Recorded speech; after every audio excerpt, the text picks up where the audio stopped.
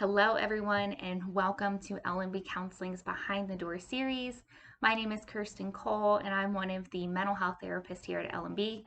I am a licensed clinical mental health counselor, and I'm also a licensed clinical addiction specialist. So today, what we're going to be talking about in our Behind the Door series is addiction. And this is a introductory series on what addiction is and the components and a little bit of the neurobiology of addiction. In future Behind the Door series, I will go more in depth about addiction and answer any questions that you all have about it. But today is going to be an introduction.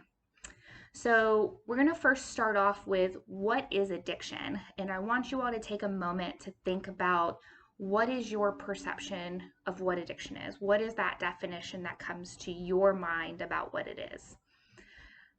Our society has created a huge stigma around addiction, and there is a lot of black and white thinking of it's a choice versus it's a disease.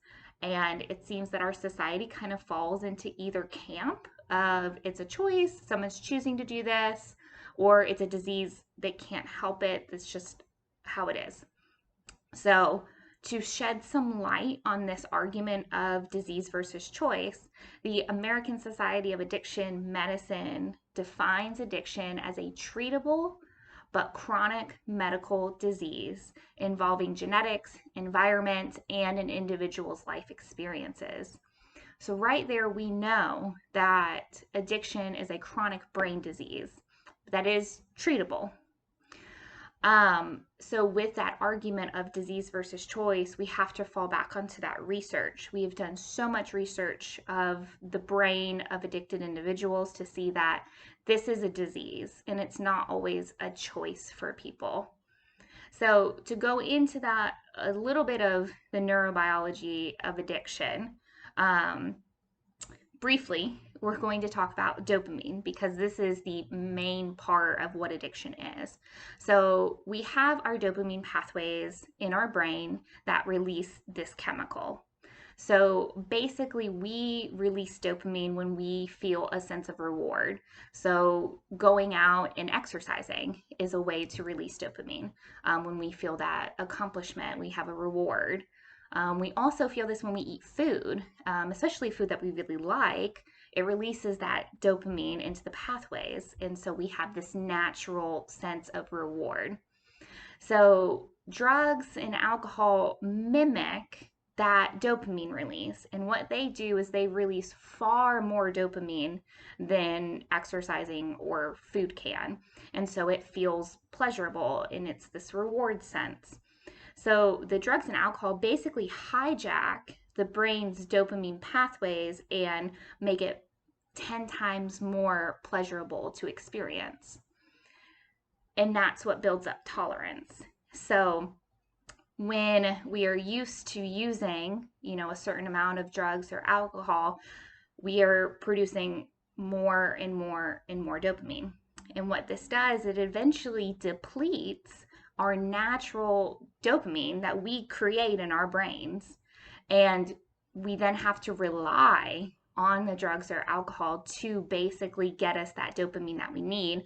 And that's why we experience tolerance. And why it takes more and more and more to feel something for an addicted individual.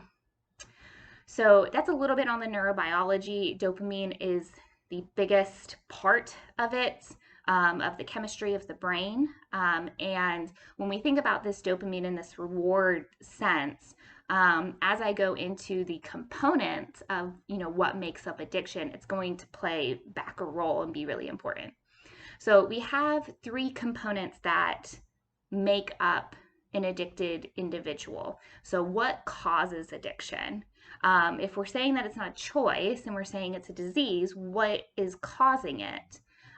Those three things are going to be genetics, someone's environment, and then psychological factors.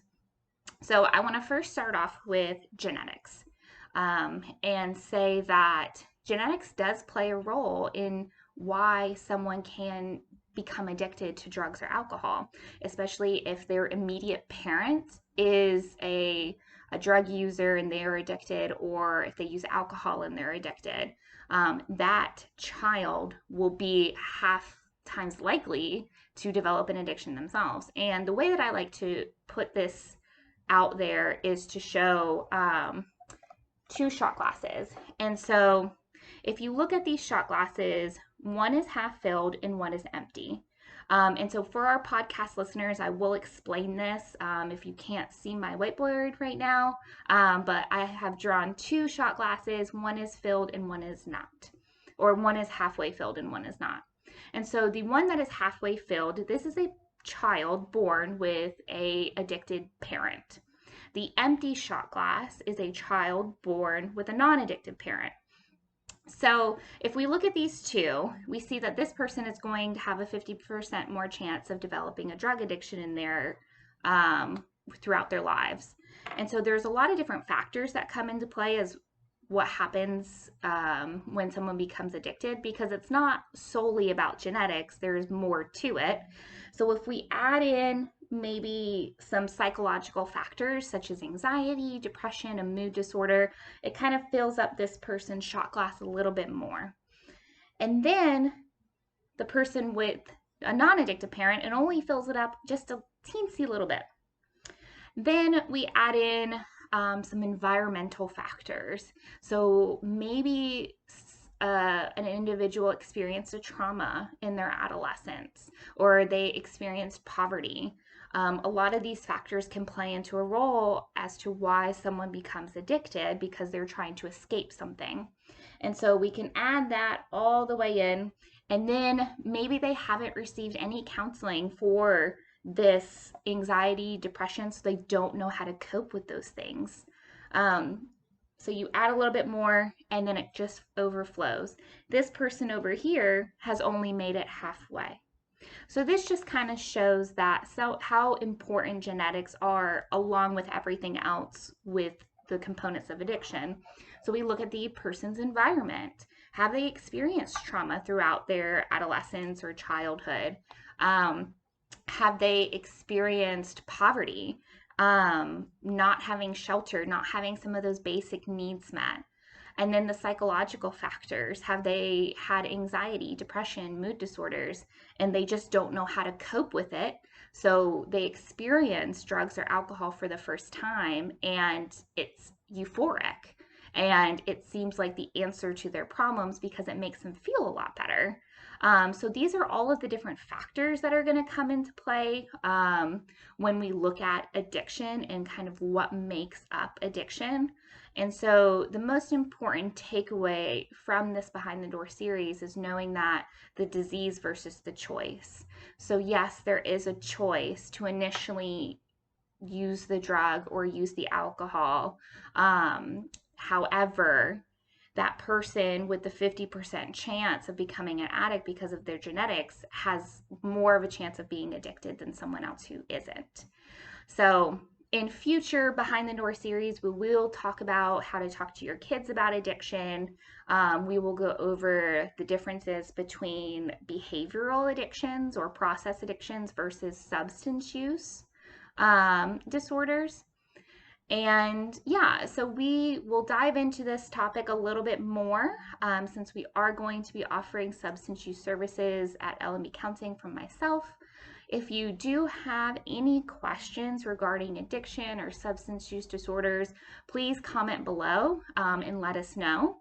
Or you can go to our website and use our contact form to ask a question.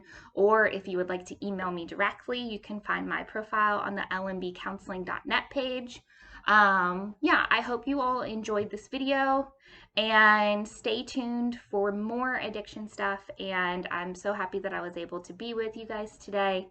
Yeah, I hope you all have a wonderful day.